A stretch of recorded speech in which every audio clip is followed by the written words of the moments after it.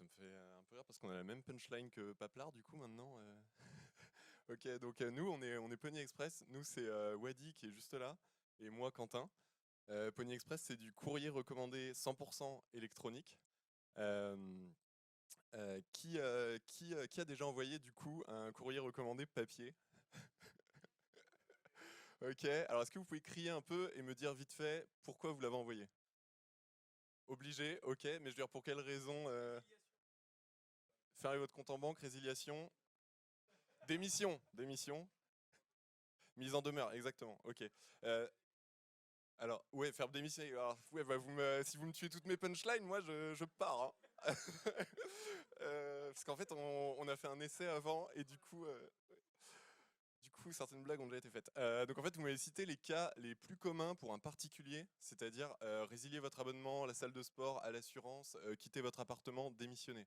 Et vous m'avez même cité un cas business, et en fait, il y a beaucoup plus de cas business, et c'est un peu le côté du miroir que vous voyez pas. C'est par exemple toutes les mises en demeure, tous les contrats de vente que s'envoient les entreprises entre elles, etc. Et tout ça, c'est un marché de 250 millions de recommandés qui sont envoyés chaque année en France. C'est énorme, rien qu'en France, et c'est un marché qui est mondial. Euh, et donc, nous, notre vision à terme, en fait, c'est de conquérir ce marché, mais surtout de devenir, grâce à la lettre recommandée électronique, qui nous permet beaucoup plus de choses que le recommandé papier, je vais vous expliquer pourquoi après, c'est vraiment de devenir le fournisseur de la confiance électronique en Europe grâce à cette lettre recommandée électronique. Aujourd'hui, on ne peut pas, avec le courrier recommandé papier, faire d'autres utilisations que celles qui ont été citées. Euh, euh, Pourquoi on peut pas? Tout simplement parce que c'est un process très lent et cher. Imaginez aujourd'hui, si vous avez envie de démissionner, par exemple, bah, en fait, vous allez aller à la poste, vous allez peut-être imprimer. Alors ici, on n'a pas d'imprimante, donc il va falloir trouver une imprimante, rédiger votre courrier, aller à la poste, ça va peut-être vous prendre une vingtaine de minutes, vous allez réaliser que la poste est fermée, vous aurez perdu 1 heure dans votre vie et il faudra y retourner le lendemain. Et du coup, c'est très cher aussi. Une lettre recommandée papier, même avec un seul feuillet dans votre enveloppe, c'est entre 5 et 8 euros. Donc c'est vraiment énorme. Alors certes, la Poste a ce qu'ils appellent un recommandé en ligne, mais en fait, ça coûte plus de 8 euros, donc encore plus cher que la lettre recommandée classique. Et en fait, ce qu'ils font, c'est qu'ils l'impriment en poste et ensuite ils l'envoient. Donc vous corrigez pas tous les problèmes, en particulier les problèmes suivants. C'est que c'est pas du tout fiable comme système, pour plein de raisons. Déjà, l'expéditeur, son identité est pas vérifiée. Alors, je prends un exemple tout bête, et du coup, c'est l'exemple qui a été donné tout à l'heure. Si par exemple, moi je connais l'adresse de votre. Si vous êtes employé quelque part et que je connais l'adresse de votre boîte, ben, en fait, je peux résilier, enfin, je peux démissionner pour vous en envoyant une lettre recommandée à votre place. Et ça va être bien difficile pour vous de prouver que c'est pas vous qui l'avez envoyé, que vous vouliez pas démissionner.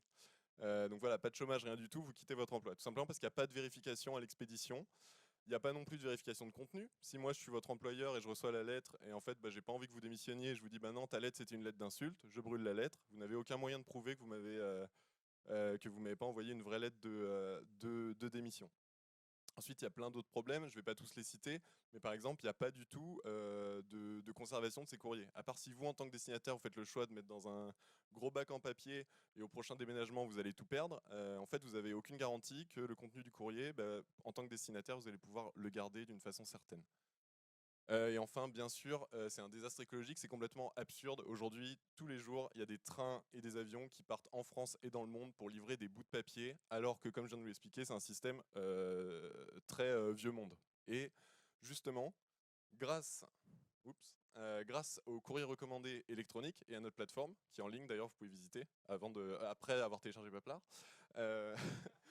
Euh, donc c'est une plateforme en ligne, vous vous onboardez en 1 minute, peut-être que le paiement va vous prendre 30 secondes, et ensuite vous pouvez envoyer un courrier recommandé, il vous suffit d'avoir le nom, le prénom de votre destinataire et son adresse mail, et votre courrier est parti, on s'occupe de tout, et il va être ouvert, on vous le garantit.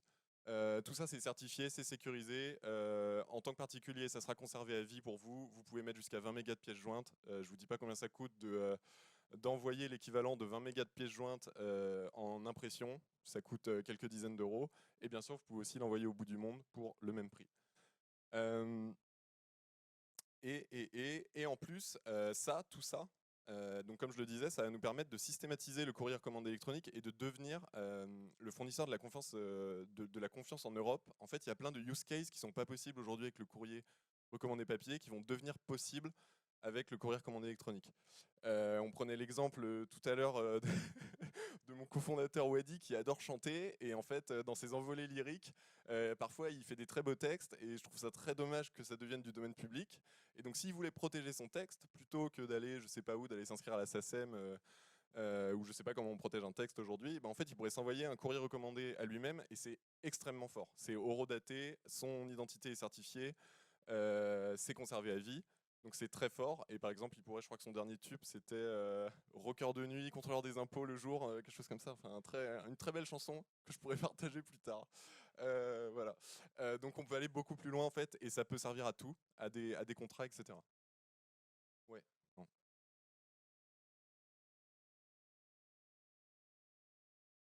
Ouais, en effet, bah, du coup, pour l'instant, on prend que les pièces jointes en PDF, mais en fait, on n'a aucune réelle limite technique. On a limité au PDF par pure. Là, on est sur encore un MVP. En fait, c'est par pure simplicité, mais il y aura aucune contrainte de format par la suite. Donc ouais, en effet.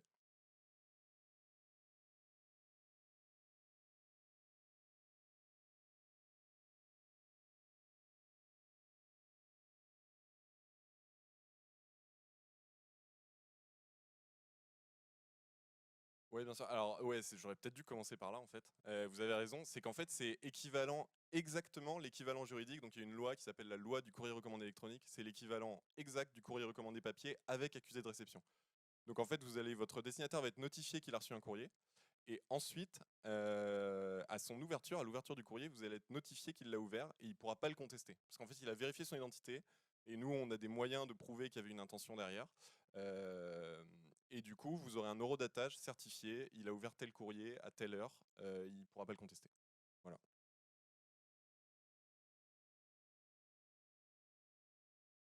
Alors exact. Alors ça, est-ce que vous me laissez vous présenter ça à la slide? On a une slide business qui concerne. En fait, ça concerne beaucoup les business de cette histoire de stockage et de gestion.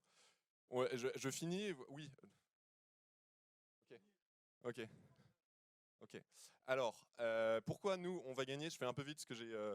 Donc la Poste en fait, c'est pas du tout un concurrent. Ils sont que français. Ils ont aucune chance d'être européens parce qu'ils sont en majorité financés par l'État. Ils sont assez lents, on va pas se mentir.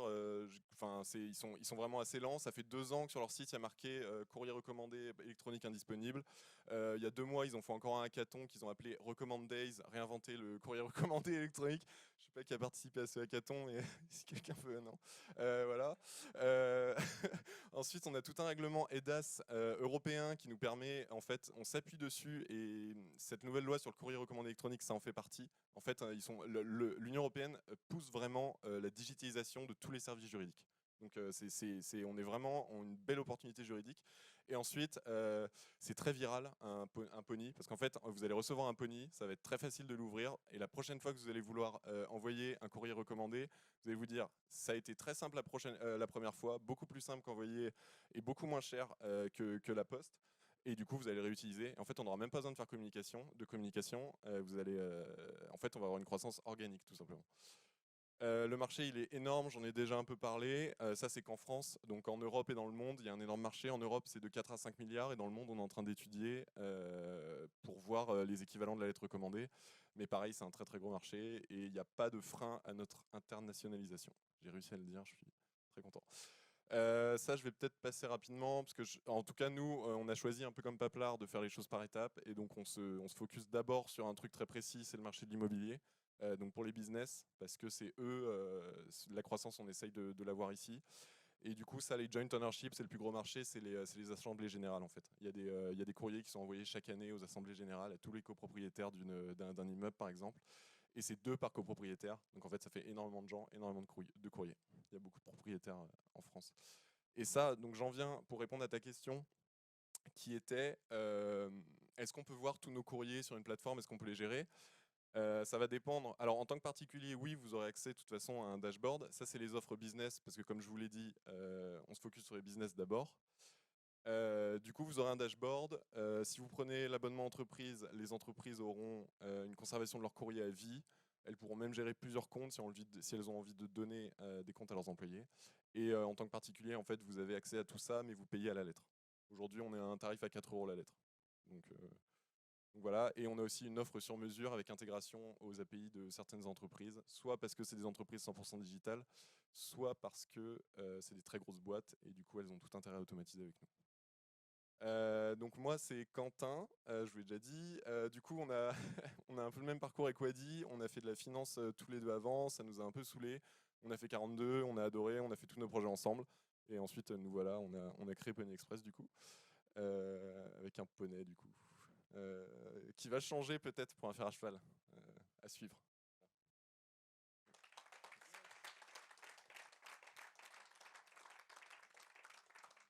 Yes.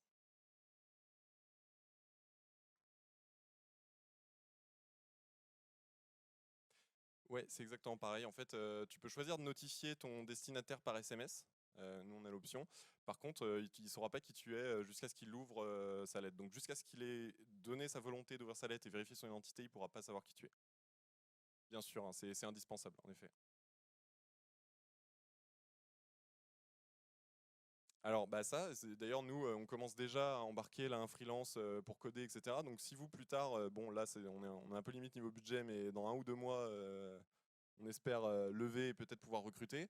Du coup, on utilise des choses très intéressantes. On utilise du machine learning pour vérifier les identités. Aujourd'hui, c'est de l'OCR, de la reconnaissance de visage et de la reconnaissance de type de document. Et à terme, on essaiera de complexifier un peu les choses avec de la comparaison sur les points du visage. Est-ce que les lignes sur la carte sont alignées ou il y a eu du Photoshop? Bref, vous voyez un peu, c'est des sujets hyper intéressants. Ouais. Alors, France Connect, en fait, ils ont, pour l'instant, c'est work in progress. Ils n'ont toujours pas réussi à faire ce qu'ils voulaient faire, c'est-à-dire donner une identité numérique à chaque Français. Ça nous arrange un peu pour l'instant. Voilà.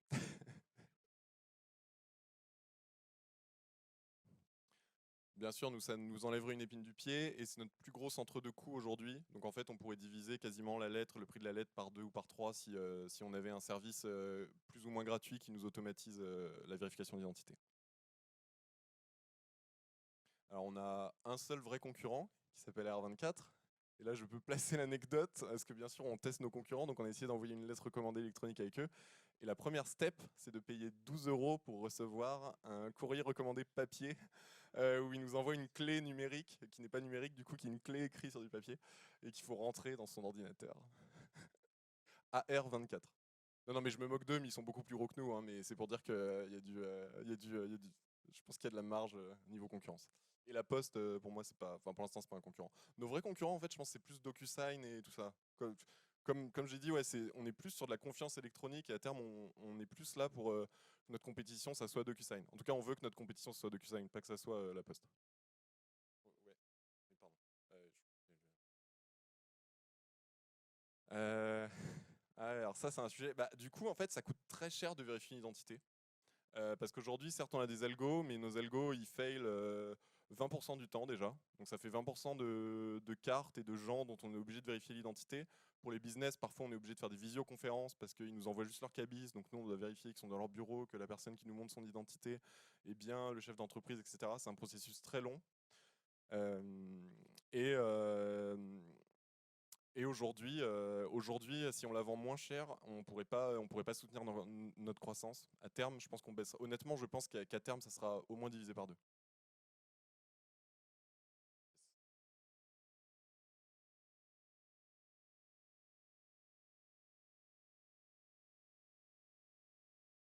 Ouais, exactement. Donc, tu as résumé les choses. Toi, tu rentres 3 informations sur ton propriétaire, son prénom, son nom et son adresse électronique. C'est tout ce qu'il nous faut.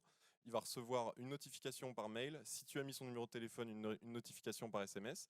Tu peux choisir, toi, si tu as envie de le prévenir de ton côté, de lui dire, parce qu'aujourd'hui, bah, pas se mentir, les gens ils sont pas habitués à recevoir des recommandés électroniques par mail. Donc nous, on fait un gros travail de ce qu'on appelle de délivrabilité pour que les gens nous fassent confiance. Mais tu peux le prévenir à côté si tu as envie. Et lui, il va recevoir un mail qui l'amène directement sur la plateforme. Il rentre un mot de passe et il est connecté. Ensuite, il doit vérifier son identité. Toutes ces informations sont pré-remplies que tu as communiquées. Et dès qu'on a vérifié son identité, il a accès au courrier. Alors, en moyenne, ça prend moins d'1 minute s'il a son document d'identité sous la main. C'est en temps réel la vérification d'identité. Oui.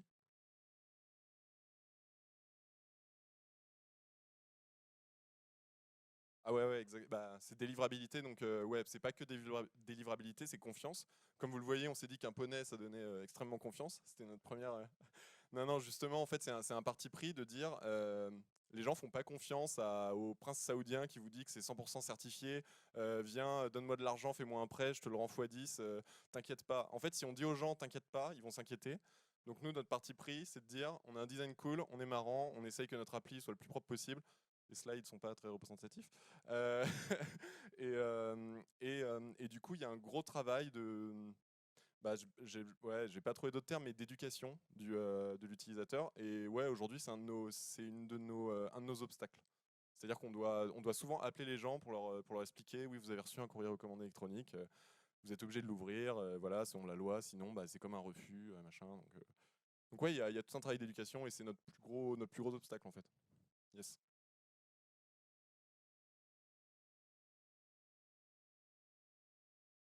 Ouais, en fait, bah ouais, bah vous avez, en fait, c'est exactement ce qu'on fait. C'est pour ça qu'on passe. Bah, après, ça va être un peu long, mais c'est pour ça qu'on passe par les agences immobilières. En fait, les agences immobilières sont d'accord, vu que c'est que du consentement, pour d'abord dire aux gens à qui ils envoient un courrier recommandé électronique, les faire signer dans le contrat. Vous allez recevoir votre contrat par courrier électronique. Est-ce que vous êtes d'accord? Oui, s'ils ont coché d'accord, ils savent qu'ils vont le recevoir.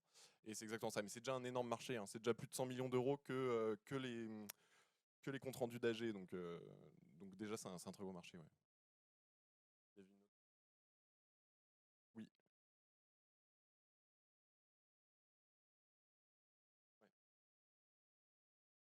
Ouais, il est obligé d'accepter. Alors, bon, ça, j'en ai pas parlé. Les entreprises sont obligées d'accepter. Sinon, au bout de 15 jours, c'est comme s'ils l'avaient lu.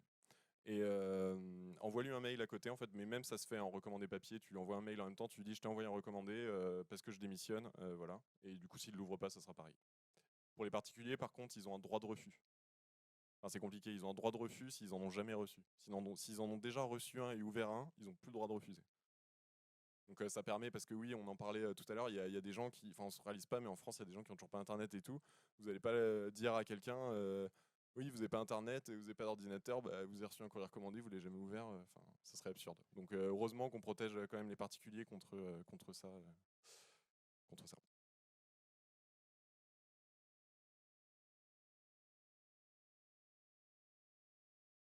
Ah ouais, bah super. Enfin, encore des trucs complètement. Enfin, et surtout, la plupart des lettres recommandées, il y a du consentement, quoi. C'est purement légal et il faut absolument digitaliser ça. Ouais. C'est absurde.